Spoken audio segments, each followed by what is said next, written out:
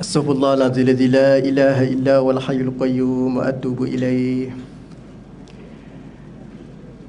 Assalamualaikum warahmatullahi wabarakatuh. Innal hamdalillah nahmaduhu wa nasta'inuhu wa nastaghfiruh wa na'udzu billahi min shururi anfusina wa min sayyiati a'malina may yahdihillahu fala mudhillalah wa man yudlil fala hadiyalah. Asyhadu an la ilaha illallah wahdahu la syarikalah wa asyhadu anna Muhammadan abduhu wa rasuluh. Qala subhanaka la ilma lana illa ma 'allamtana innaka antas sami'un 'alim.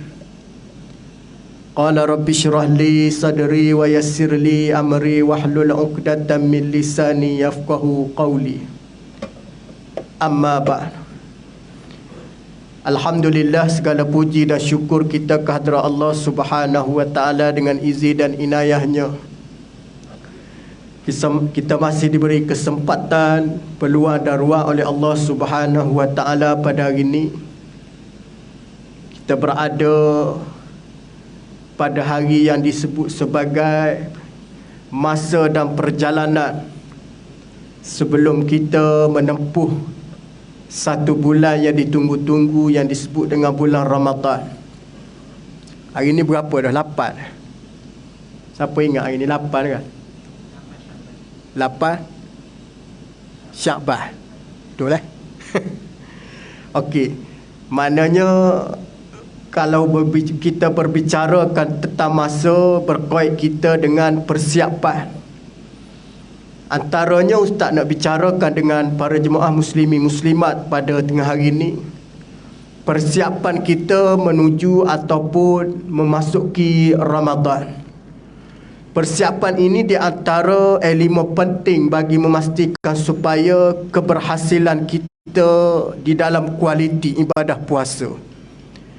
Sekiranya kita tidak membuat persiapan, sudah pasti segala amalan ataupun perbuatan kita itu di dalam keadaan tidak tersusun. Bolehlah kita buat contoh, amalan ataupun gerak kerja kita buat last minute, sudah pasti dia tidak mencapai sebaik-baik kualiti.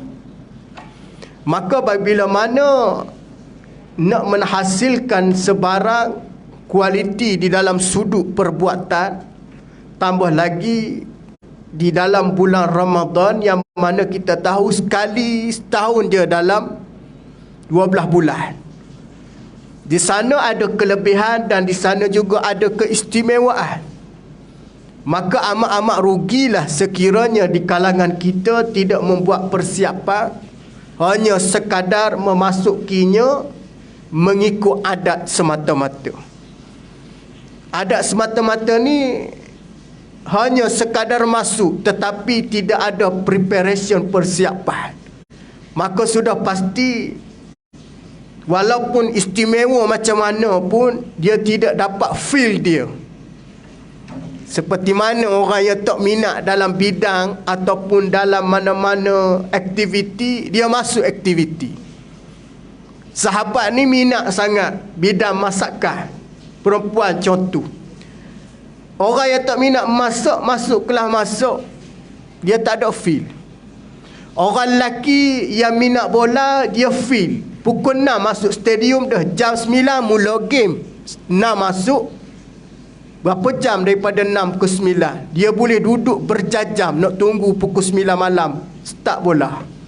Orang yang tak minat bola, dia rasa boring. Itu perumpamaan.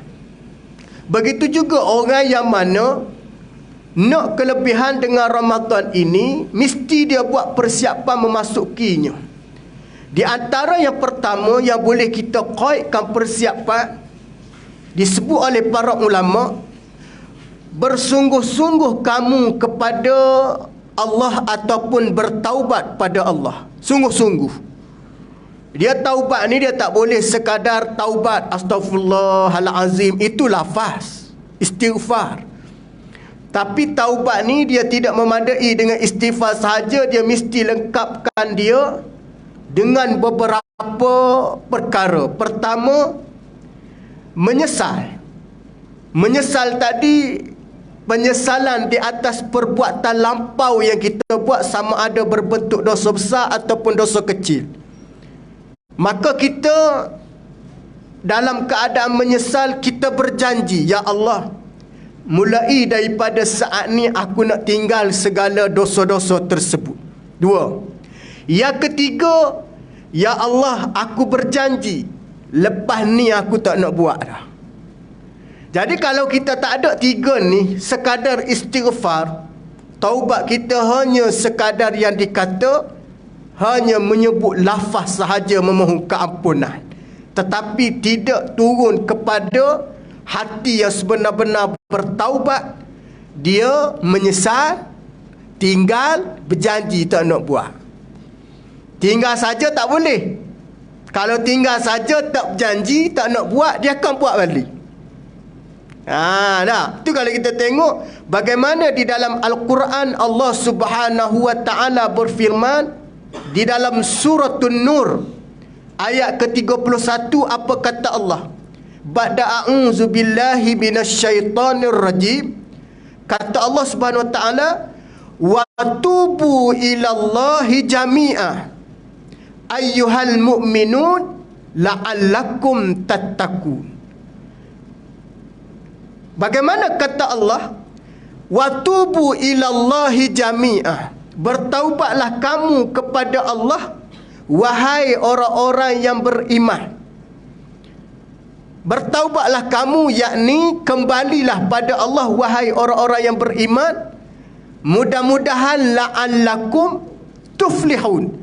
Mudah-mudahan kamu ni jadi golongan yang mana berjaya. Jadi kalau kita nak berjaya, bertaubat secara betul, secara keseluruhan. Apa dia? Menyesal, apa dia? Tinggal, jangan buat lagi, dan berjanji, ikrar, aku tak nak buat dah selepas ni segala dosa-dosa. Baik, dosa apa yang kita kata hari ni, bahasa kita boleh katakan juga tanpa kita sedar. Dosa ni dia ada dosa sedar dan dosa tak sedar. Dosa yang sedar mungkin kita senang nak bertaubat. Senang. Contohnya dosa kita sedar. Dosa kita apa dia, ambil hak orang. Terambil barang orang ni, hantar. Tapi ada dosa yang kita tak sedar. Sedar tak sedar, dosa ni lebih bahaya daripada dosa yang kita sedar. Faham maksud dia? Lebih bahaya. Salah satunya ialah menganggap diri kita ini orang yang tidak berdosa. Yang ni bahaya tau. Aku tak ada dosa, duduk saja-saja, aku mana ada dosa. Bergaul dengan orang tidak, cakap pun tidak, hubungan muamalah pun tidak. Agak-agaklah kita kata aku ni tak ada dosa. Sebenarnya dia sedang menanggung dosa kerana tidak menyempurnakan hablum minan nas. Orang bagi salam dia tak jawab, orang ajak gotong royong dia tak join. Makna kita kata hari ni tidak bermasyarakat. Dia kalau tidak bermasyarakat tu bukan orang yang dikatakan orang yang warung, ataupun kita kata orang yang zuhud. Orang zuhud ni bukan orang tak bercampur orang. Orang yang warung ni bukan orang duduk dia. Orang yang zuhud ini orang yang memastikan supaya dirinya tidak berbangga-bangga dengan anugerah Allah Ta'ala bagi. Tak bangga. Kalaulah dia seorang yang zuhud, Allah Ta'ala beri dia keistimewaan bergaji besar. Gaji dia tadi tidak menyebabkan dia menunjukkan kehebatan. Gaji besar, tapi tengok dia sampah duduk depan ofis, dia dulu buah, walaupun dia ada pembantu dalam pejabat dia. Ini perangai dia. Nah, jika dalam keadaan orang yang susah, dia bantu. Ini perangai orang-orang yang zuhud. makan dia tidak terlalu ataupun melebihi daripada nafsu keinginan makan. Dia makanlah kadar je. Sekadar orang panggil memenuhi tuntutan perut. Kita hari ni makan kerana nak penuh perut kan. Dia beza memenuhi tuntutan dengan memenuhi perut. Yang mana kita hari ni? Ustaz rasa ustaz sendiri pun penuh perut baru berhenti. Sebenarnya kita memenuhi tuntutan perut je. Tuntutan di sini para ulama kata keperluan je. Tu kita hidup atas dunia ni memenuhi tuntutan, betul tak? Bukan kita duduk atas dunia ni nak kau semua, tidak memenuhi tuntutan yang disyariatkan oleh Allah. Dah. Maknanya kalau kita ada ni orang yang zuhud, dia tidak akan ambil ataupun tidak menampakkan lebih sangat pada dunia. Dah. Kalau kita kata zuhud tinggal dunia, kalau kita kata zuhud dalam keadaan tak nak ambil tahu pasal orang, itu namanya sombong. Itu orang yang sombong. Orang yang sombong ni orang yang Allah Subhanahu Wa Taala tidak akan beri bawa syurga ataupun tidak akan dimasuk ke dalamnya dengan keadaan yang disebut cara yang mudah ke dalam syurga, ke dalam syurga Allah Subhanahu Wa Taala. Iaitu yang pertama, mesti bersungguh-sungguh bertaubat pada Allah. Kita ada peluang ni duduk di bulan di bulan Syakban ni banyakkan bertaubat. Nah, dosa yang sedar. Dosa yang kita tak sedar, salah yang kedua apa dia? Dosa kita dengan orang di bawah tanggungan kita. Kalau suami isteri, kalau isteri suami. Nah, ni dosa yang kita kadang-kadang terlepas pandang. Nah, dosa dengan suami, isteri bercakap kasar. Bila minta maaf? Raya tahun lepas. Raya tahun lepas minta maaf. Tak tahulah kadang-kadang itulah orang kita ni nak amalkan satu amalan ni kadang-kadang nak istiqamah tu payah. Nak buat boleh, nak istiqamah payah. Ustaz tengok tak tahulah kenapa dan mengapa kita kurang sangat memohon maaf dengan suami kan. Suami pun kurang sangat bermohon maaf dengan isteri. Atas alasan sibuk mustahil. Pasal handphone kita boleh hari-hari update kan. Nak pergi kerja, balik kerja. Nak tidur selepas tidur. Nak makan selepas makan. Banyak masa ada. Sebelum tengok TV, nak tutup TV. Sebelum keluar, balik daripada keluar. Banyak masa. Tapi kurang kita mengungkapkan kalimah maaf. Kalau tuan-tuan selalu baca doa, Allahumma innaka afuwun karimun tuhibbul afwa fa'fu anni. Doa ni kita baca bulan Ramadan. Doa ni juga yang dikatakan oleh Sayyidatina Aisyah ketika mana Nabi duduk di 10 terakhir Ramadan. Nabi ni pernah ditanya oleh Aisyah, apa amalan yang nak amal? Kata Nabi baca doa ni, Allahumma innaka afuwun karimun tuhibbul afwa fa'fu anni. Baik. Dalam doa tu dia kaitkan satu benda yang kita kata apa dia? Tuhibbul afwa. Perasaan kasih dan perasaan sayang tu, maka lahirlah dia keampunan. Lahirlah dia kemaafan.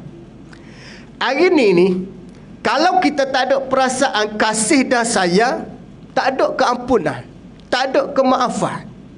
Dia kasih dan sayang ni tuan-tuan, dia lahir daripada dalam. Lahir daripada ikhlas. Dia tak boleh nak buat. Ada orang buat kasih dan sayang, tak jadi. Dia hanya boleh bertahan beberapa tahun sahaja. Lama-lama dia pecah. Kerana dia memaksa kasih dan sayang. Tapi kalau dia lahir daripada dalam, dia tak payah tunggu 5 tahun, tak payah tunggu 10 tahun. Dia berpanjangan. Ini lahir daripada dalam. Ustaz ambil contoh. Macam mana mak ayah kita dia dulu berkasih sayang. Dia terima seadanya kekurangan suami. Ayah kita terima seadanya kekurangan bini dia, mak kita. Kita tengok, fikir, ayah aku dulu zaman muda ni handsome ni. Nah, tengok mak kita zaman muda, bukan kita nak pelekeh, tapi ayah aku berkenan ke mak aku dulu. Macam mana dia boleh berkenan? Nah, cerita mak dulu kira orang tua jodoh. Bukan cinta pun, jodoh. Kira kahwin. Sebab ayah kamu dulu anak yang soleh. Anak yang soleh ni dia tak ada girlfriend. Begitu. Mana kenal kawan-kawan perempuan tak ada. Jadi kebetulan dia pelaga orang tua ni dia kahwin. Oh, tu ke cerita dia. Tapi sayang dia tu mari lepas pada tu bahagia dia. Sebab lahir daripada keikhlasan. Ada satu pasangan lagi ni berkasih sayang awal lagi. Lepas daripada dia kahwin, tak wujud pun benda tu kerana berkasih sayang awal tu dia lahir daripada kadang-kadang tak ikhlas pun. Hanya sekadar berpura-pura. Dalil dia nak pura-pura senang je. Orang lelaki ni kalau dia sebelum kahwin, dia pakai yang kemas, segok dah. Tengok dia lepas kahwin. Kalaulah dia boleh macam tu juga, makna tu dia ikhlas. Tapi kalau dia masa nak keluar dating, dia boleh pakai pakaian elok, kemas. Lepas kahwin tengok segabai, janggut tu tak potong, side band pun tak cukup, bulu hidung pun keluar berjolah. Waktu tu nampak sangatlah dia berlaku masa sebelum nak kahwin. Tapi kalau dia kahwin, dia masih stay konsisten. Nah, sebelum kahwin dia boleh basuh pinggan dalam sink tu. Dia boleh masak, dia boleh goreng. Lepas kahwin dah bertahun-tahun dia boleh buat. Itu ikhlas dia panggil. Tapi kalau mula-mula kahwin bukan main lagi rajin, lipat kain, lipat apa, dah dapat anak seorang dia nak pergi malah. 2 makin malah. 3 makin malah. Tu kadang-kadang bak lahir daripada dalam. Sama juga dalam amalan-amalan yang kita nak buat sebenarnya mesti lahir daripada keikhlasan. Faham Bagaimana juga Rasulullah bersabda di dalam satu hadis, bagaimana mengenai persiapan kita perlu kepada taubat. Kata Nabi, ya ayyuhan nas, tubu ilallahi fa inni atubu fil yaumi ila mi'ata marrah. Wahai sekalian manusia, bertaubatlah kamu pada Allah. Sesungguhnya kata Nabi, fa inni atubu fil yaum mi'ata marrah. Untuk makluman kalian, aku ni memohon taubat ataupun keampunan pada Allah, kata Nabi, satu hari mi'ata marrah, 100 kali. Tuan-tuan muslimi muslimat, kita tahu Nabi ni maksum kan? Maksum, bukan kalsum tahu. Maksum. Kalsum tu perempuan punya nama, bukan kalsum, maksum. Ada ustaz ceramah satu tempat muslimat, ustaz, Nabi tu kalsum macam mana dia? Kalsum bukan kalsum makcik, maksum. Mim, ain, sa, wa, mim, maksum. Mungkin dia tersasu nak sebut kan. Ya, kadang-kadang itulah, ada bahasa yang seumpama nama, ada bahasa yang seumpama gelaran, ada nama seumpama sifat. Tengok contoh. Kalau kita mengaji dalam bab solat, kita akan jumpa dengan 2 jemaah.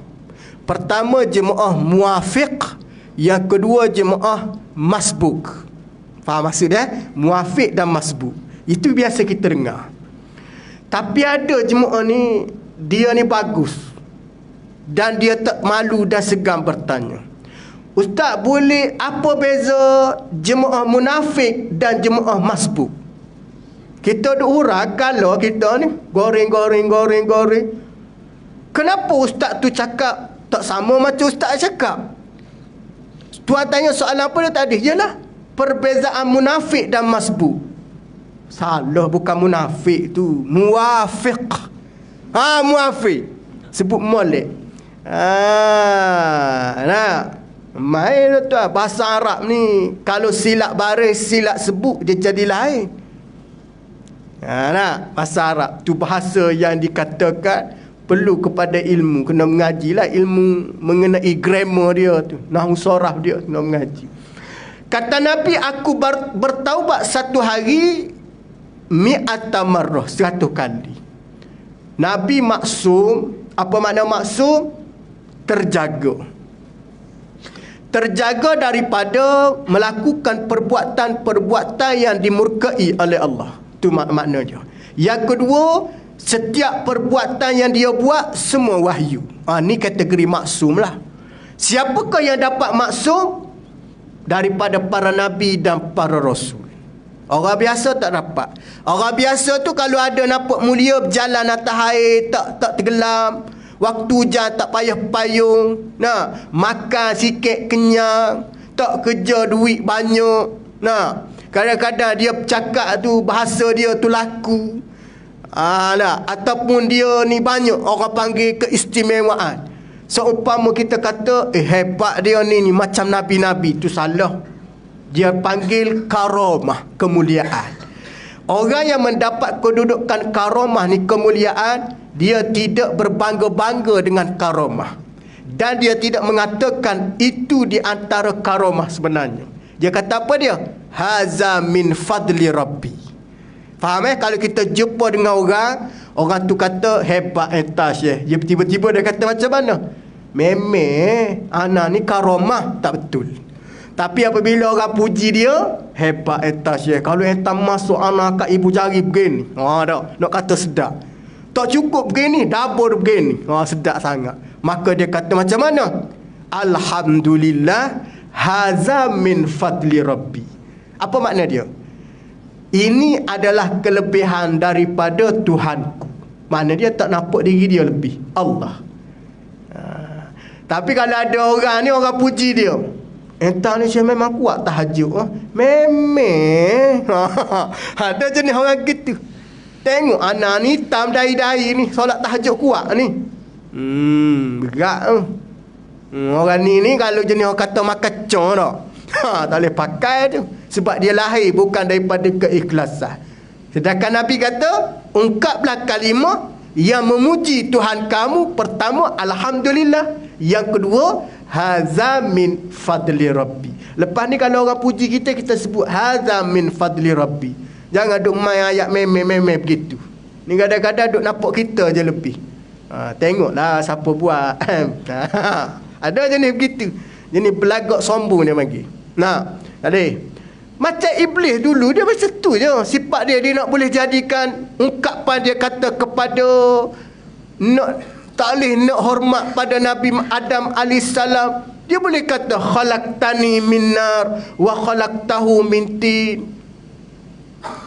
Aku jadi pada api, Adam daripada tanah. Bukan sombong. Allah Ta'ala bukan nak bicara mu jadi pada api, Adam daripada tanah. Allah Ta'ala nak suruh kamu hormat je. Tapi dia alihkan topik, nak cerita dia lebih mulia. Kalau kita nak alihkan topik hari ni, orang yang pakai superbike lebih mulia daripada pakai wai suku. Gitu. Kedudukan lah. Tidak betul. Walaupun dia berjalan kaki, walaupun kawan tu naik kereta besar, belum tentu yang jalan kaki tu hina. Betul tak? Itu Allah Subhanahu Wa Taala tak menilai kedudukan manusia di segi luaran ataupun di segi material, tetapi lihat di sudut dalaman iman dan keikhlasan. Nabi yang tidak berdosa pun bertaubat satu hari mi'atan marrah, 100 kali. Kalau kita yang bertaubat agak-agak berapa kali? Kita yang banyak dosa. Kalau boleh 100 pun alhamdulillah dah. Ada setengah riwayat kata 70 kali Nabi satu hari. Kita boleh 70 kali pun alhamdulillah. Tapi biasanya jaranglah. Jarang sangat. Tu kalau boleh banyak ni kita beristighfar, bertaubat pada Allah Subhanahu Wa Taala. Tu kata Nabi sallallahu alaihi wasallam. Maknanya fil yaum mi'atan marrah, 100 kali. Hadis ni riwayat Imam Muslim. Yang pertama. Yang kedua, bagaimana nak memasuki Ramadan ini? Persiapan diri kita ni dengan doa. Doa ni banyak berkait dengan doa. Pernah satu ketika Nabi SAW ditanya oleh para sahabat. Dalam suratul Baqarah Allah Ta'ala ada berfirman, turun ayat wa iza sa'alaka ibadi anni fa inni qarib ujibu da'watad da'i iza da'an falyastajibu li wal yu'minu bi la'allahum yarshudun. Waktu turun ayat ni, Ada seorang lelaki bertanya pada Nabi, "Ya Rasulullah, macam mana hubungan Allah dengan aku ni? Adakah aku perlu menjerit-jerit nak minta dengan dia? Katakanlah menjerit-jerit ni dengan suara tinggi." Dia doa ni dia tak perlu suara tinggi pun. Doa yang paling afdal, doa di waktu orang lain tak berdoa. Itu doa yang paling afdal.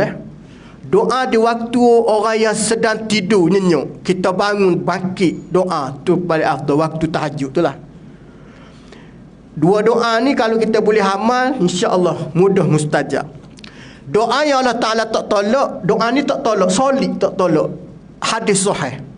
Pertama kata Nabi, la yuraddu doa bainal azan wal iqamah. Tidak akan ditolak doa perantara dua keadaan. Bainal azan wal iqamah. Selepas orang azan, sementara tunggu iqamah, kita berdoa. Tu kalau tuan-tuan tengok, ada orang kan lepas Tok Bilal azan, dia tak sembahyang sunat, dia berdoa. Pernah tengok tak? Boleh. Adakah salah bangun solat sunat? Pun tak salah. Bangun solat sunat pun boleh. Kerana solat tu sebahagian daripada solat tu ada doa. Jadi kalau kita tak nak bangun sembahyang sunat, jangan lepaskan peluang berdoa. Kalau kita tak nak berdoa secara mengangkat tangan, bangunlah untuk solat sunat, tak kisah. Berbanding dengan duduk saja. Duduk saja tu tak termasuk kategori dia ni melakukan doa. Duduk saya saja, duduk tunggu qomat, rugi. Doa waktu tu kata Nabi tidak akan ditolak. Bila? Bainal azan wal iqamah. Tu ustaz selalu pesan mana-mana tempat. Walaupun kita ada program, tak kira lah wacana perdana ke, kuliah perdana ke, hentikan seketika, beri laluan azan. Pasal ada waktu mustajab doa tu. Jadi kalau kita tak beri waktu azan, tak ada waktu mustajab doa tu. Jadi kita nak, mungkin kita tak berhajat. Tapi tuan-tuan, ada orang yang berhajat untuk doa. Tu ustaz kalau ke mana-mana kuliah, ustaz kata kepada Tuan Nazir, Tuan Pengusi, Biro Dakwah, masuk azan, kita rehat sekejap, beri laluan. Kerana di sudut susunan, azan tu lebih afdal di waktu tu. Sebab ada dalam hadis, dalam kitab Al-Azkar, dalam Imam Nawawi rahimahullah, Imam Nawawi bicarakan ada zikir yang tidak boleh diteruskan kerana zikir di waktu tu sudah tidak ada kelebihan. Biasa kita sebelum ni kita duk zikir subhanallah, subhanallah, subhanallah, subhanallah, alhamdulillah, alhamdulillah, alhamdulillah dah. Kata Imam Nawawi, ada waktu zikir tadi mesti dihentikan. Jika buat, maka kelebihan dia tidak boleh menyamai kelebihan yang kamu buat berbanding pada waktu tu. Bila? Kata Imam Nawawi, berhenti zikir di waktu mana azan sedang berkumandang. Lebih afdal, kata dia, jawab azan lagi. Bila azan, Allahu Akbar, Allahu Akbar, kita pun jawab Allahu Akbar, Allahu Akbar. Sebarang zikir yang berbunyi secara jauhar, kita duduk zikir subhanallah, alhamdulillah, tu berhenti dulu. Afdal jawab azan dulu. Faham maksud dia? Jadi kalaulah disebut oleh Imam Nawawi macam tu, apa makna? Kerana Imam Nawawi berpegang kepada satu hadis Nabi sebut, la yuraddu doa bainal azan wal iqamah. Tidak ditolak doa antara azan dan iqamah, supaya sebelum kita masuk kepada jawab azan, sebelum kita doa, kita sudah memenuhi tuntutan sunnah Nabi jawab azan. Kalau kita tengok orang main bola sendiri pun, apabila bunyi azan, dia tiup whistle, berhentikan dulu, kerana menghormati azan. Jadi waktu tu tak ada kelebihan baca Quran. Baca Quran pun kita kena berhenti dulu jawab azan. Faham maksud dia? Kerana azan ni berkait syiar. Lepas ni kalau ada apa-apa, tengok TV orang azan, tutup dulu TV, jawab azan. Kebetulan taman perumahan pula duduk tepi surau. Ni kadang-kadang sama kuat. Tok bila azan kuat, dia makin kuat volume TV. Jahannam punya rumah. Nampak? Belahangkan TV, tutup. Jawab azan. Itu lebih afdal. Tak pelik hari ni pasal boleh tengok dalam YouTube kalau kita delay sikit lewat kan. Ataupun rekod. Hari ni kan semua ada extra rekod lah. Tengok pula esok tahun depan boleh tengok pula. Jawab azan tu belum tentu Zuhur esok ada peluang. Tak tidak tolak doa. Pertama. Yang kedua kata Nabi, doa orang yang mana berhajat kepada perkara yang baik dalam keadaan dia susah, doa tidak ditolak. Kita kata yang Nabi sebut dalam satu hadis tu, doa orang yang dizalimi, orang susah lah tu, tidak ditolak. Kita hari ni berhajat pada apa? Berhajat kepada bantuan Allah, susah sangat, doa kita mustajab. Tu kita kalau susah banyak doa pada Allah dulu. Boleh kita nak minta tolong orang, Syekh tolong ana boleh tak? Tolong apa? Tolonglah ana dapat RM10, RM20, okey dah. Pasal ana nak beli makan, rumah tak cukup ni. Sambil pada tu kita mengadu pada Allah. Cara mengadu pada Allah ni tuan-tuan, bukan kita kata ya Allah berilah duit padaku ya Allah, tak ada, bukan begitu. Mengadu pada Allah ni, letakkan diri kita di sudut amalan betul-betul ikhlas pada Allah. Solat ikhlas, solat khusyuk, baca Quran ikhlas. Bukan doa saja. Berdoa saja semaya tidak pun tak jadi. Maknanya letakkan pengharapan. Boleh minta dengan Allah doa. Yang ketiga, doa orang yang dalam keadaan musafir. Doa ni tak ditolak. Kita tahulah orang berjalan musafir ni doanya mustajab. Jadi tuan-tuan rebutlah peluang. Nah, sebab kita nak amal doa di bulan Ramadan ni. Doa yang paling mudah tak sebut susunan dia. Tengok riwayat kata pertama mulakan doa dengan memuji Allah. Alhamdulillahi Rabbil Alamin. Tu asas doa. Tapi mula dengan bismillah lah. Sebelum mula perbuatan mesti dengan bismillah. Tapi kata Imam Hasan Basri, ada amalan sebelum kita doa kita boleh ungkap kalimah ta'awuz ataupun a'udzubillah. A'udzubillah tu adalah kalimah satu doa, aku minta berlindung daripada syaitan. Sebab tak nak diganggu kan. A'udzubillah dulu pun boleh. Ataupun terus kepada bismillah. Mulakan dengan bismillah. Kedua, memuji Allah dalam susunan doa adab dia. Alhamdulillahi Rabbil Alamin. Memuji Allah. Yang kedua apa dia? Jangan lupa selawat pada Nabi. Walaupun kita nak hajat kita ni banyak, maka kita pun keduakan Alhamdulillahi Rabbil Alamin. Tu puji Allah. Kita pun tambah selawat pada Nabi. Wassalatu wassalamu ala Rasulillah. Ataupun wassalatu wassalam ala Nabi Rasulillah. Jangan lupa juga letakkan sahabat Nabi. Wa ala alihi wa sahbihi ajma'in. Siap, komplit, pendek itu. Nah, kemudian doa pula di sana ketiga, mak ayah kita. Mak ayah jangan lupa. Barulah kita ambil yang ketiga, Allahumma rabbana fil lana zunubana. Ustaz sebut ni doa yang asas pasal kita sibuk. Sibuk sangat kita hari ni. Sibuk tak sibuk, kalau pasal malam maghrib mesti pukul 8 suku 8.20. Kalau kena malam pasal malam. Nah, pasal berhenti pasal malam dulu belum balik pada rumah. Kalau dah balik, katanya isteri, suami aku ni payah nak keluar. Alang-alang berhenti terus pasal malam. Lewat pun lewat lah. Yang penting pasal malam. Tak nampak? Kadang-kadang kita ni terlalu sibuk. Jadi doa yang ketiga, jangan lupa doa kepada mak ayah kita. Yang keempat, doa kepada supaya untuk orang Islam, muslimin wal muslimat. Selain daripada kita doa, nah, mak ayah kita kepada orang Islam. Kemudian kita boleh apa dia? Tutup di situ ataupun isi di situ doa Allahumma ahyina bil iman. Tak. Tapi kalau kita tak boleh nak doa yang tu, ambil yang keempat doa apa dia? Yang kelima, tutup dengan doa Rabbana atina fid dunya hasanah wa fil akhirati hasanah. Itu sudah komplit dah sebenarnya. Ya Allah, berilah kebaikan hasanah dunia. Wa fil akhirati hasanah. Akhirat juga yang baik. Wa qina azabannar. Minta jauh daripada azab api neraka. Cukup. Wassallallahu ala Muhammad walhamdulillahi rabbil alamin. Ulama kata doa ni cukup komplit walaupun pendek. Tak tahulah kalau tak boleh doa juga yang tu. Puji Allah, selawat, doa mak ayah.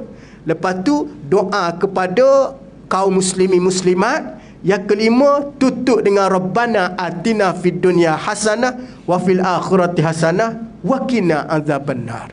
Wa sallallahu ala Muhammad walhamdulillahi rabbil alamin. Nah, ustaz tak pandai kok bahasa Arab, kok bahasa Melayu lah. Tak pandai juga Melayu, Jawa lah. Asalkan doa. Ini doa yang paling simple lah ni, paling malas lah kata orang. Tapi kalau doa tu pun tak boleh nak doa juga. Jangan sampai lepas kita mati, kita mengharapkan orang lain doa pada kita. Kadang-kadang kita masa hidup tak boleh nak berdoa. Kita harap orang berdoa pada, doa jenazah ni pendek, betul tak? Ustaz tengok doa jenazah ni pendek sangat. Memang pendek doa jenazah. Tak ada lah doa macam kita duk doa. Pendek sangat. Pasal hari ni orang nak menyegerakan jenazah ke bumi kan? Tak, pendek doa. Itu pun nak sekiranya imam baca panjang. Kalau imam yang tak berdoa langsung pun ada. Lepas bagi salam kan, lepas takbir keempat tu terus bagi salam, Al-Fatihah. Lepas tu terus hakak pergi. Pasal jenis ada orang yang tak nak berdoa pada si mati, ada juga. Oh tak, dia tak nak buat. Pasal dia kata Nabi tak buat. Dia tak buat doa lepas mayat jenazah. Dia akad terus. Tak apalah akad. Siapa nak doa? Kita masa hidup ni. Nah, lepas tu kita pula, doa yang kita masa duduk atas dunia ni, doa kita amal ni kadang-kadang doa tidak bertepatan. Memuji Nabi, selawat pada Nabi pun kurang. Apatah lagi kita nak beristighfar. Nah, selawat pada Nabi pun kurang. Tu kalau kita kata apa dia? Antara amalan sebagai penutup pada tengah hari ni, amalan yang mudah nak dipermudahkan, kita selalu baca Allahumma yassir wa la tu'assir rabbi tammi bil khair.